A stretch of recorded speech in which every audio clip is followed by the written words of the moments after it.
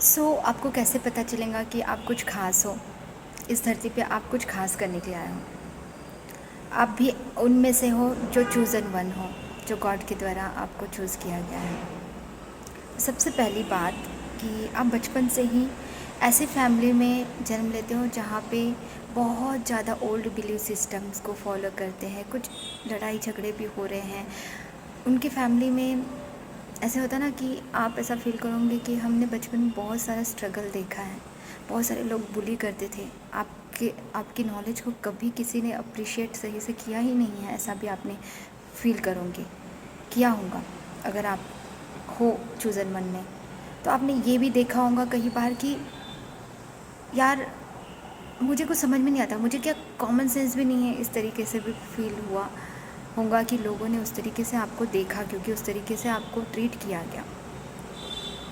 लेकिन जैसे जैसे थोड़े थोड़े बड़े होने लगते हैं तो वो हर चीज़ में ना बेस्ट होने लगता है।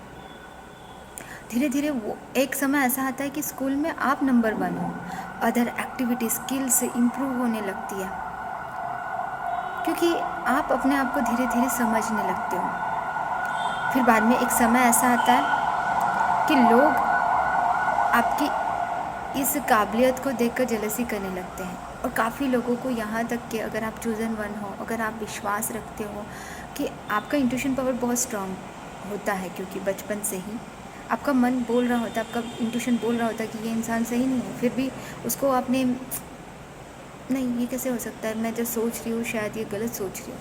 लेकिन बाद में जब तभी नहीं पता चलता, बाद में धीरे धीरे चीज़ें समझ में आने लगती कि यार नहीं ऐसा नहीं था, मैंने ऐसा नहीं सोचा था और वैसा मैंने बोला भी नहीं था किसी को गलत।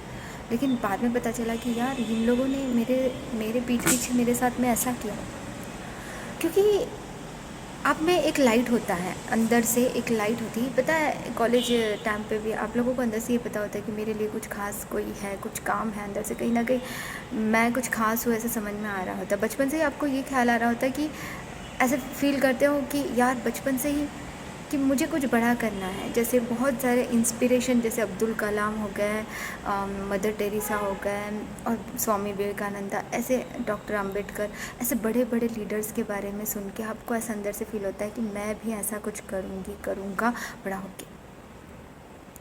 और फिर धीरे धीरे जैसे जैसे समय बीतने लगता है और आपको पता चलता है कि यार सिर्फ ये काफ़ी नहीं था, आपने अपने आप को समझना शुरू किया। उसके बाद में कहीं बार कहीं तरीके से धोखे मिलने के बाद में और ज़्यादा स्ट्रॉन्ग बनते गए और आपको पता चलता है कि आप ज़्यादा कनेक्टेड हो रहे हो यूनिवर्स से, गॉड से। आपको दिन ब दिन और कनेक्शन फील होते जा रहा है, जैसे जैसे और झटका मिलता है आपको लाइफ में, बहुत सारे स्ट्रगल होने लगते हैं और ज़्यादा गॉड से कनेक्ट होने लगते हैं और आपका इंट्यूशन पावर दिन ब दिन इम्प्रूव होने लगता है। और जैसे जैसे आप स्ट्रांग होते हो, मतलब अपने ऊपर काम करते हो, ऑफ कोर्स हीलिंग।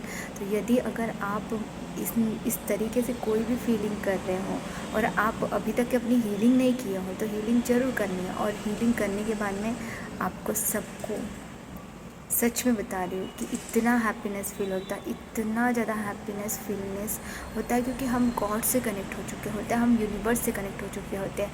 आप अगर सच में यूनिवर्स से कनेक्ट हो जाते हो, ये पूरा ब्रह्मांड आपके लिए तैयार है कि आपको वो बनाने के लिए, आपका बेस्ट बनाने के लिए, कि आपको वो चीज़ करनी है जो आप करने आए हो इस धरती पर। और वो करना इतना आसान तो है नहीं, बहुत सारे स्ट्रगल्स आएंगी, बहुत सारी दिक्कतें आएंगी, बहुत सारी चीज़ें आएंगी और फिर तब जाके आप उन चीज़ों को कर पाओगे।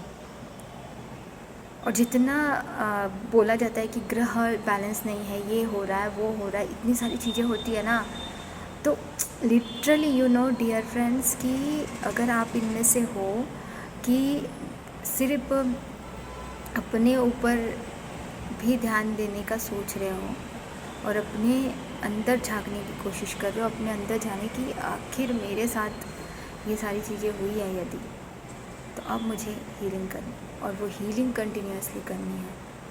ऐसा नहीं है कि हमने एक बार कर ली उसके बाद में कुछ नहीं करना, हमें कंटिन्यूसली करते रहना है, साधना करनी है, तपस्या करनी है। लेकिन ये साधना और तपस्या बिल्कुल भी ऐसा नहीं है कि आप घर बार छोड़ के कहीं दूर जाके जंगल में जाके बैठ के करोगे, नहीं, ऐसा बिल्कुल नहीं है।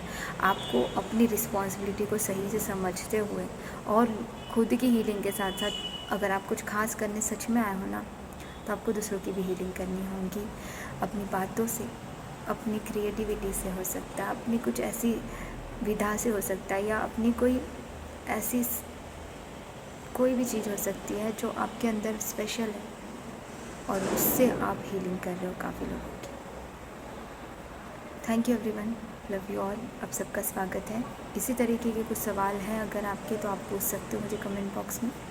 आपके लिए मैं बिल्कुल रेडी हूँ आंसर देने के लिए।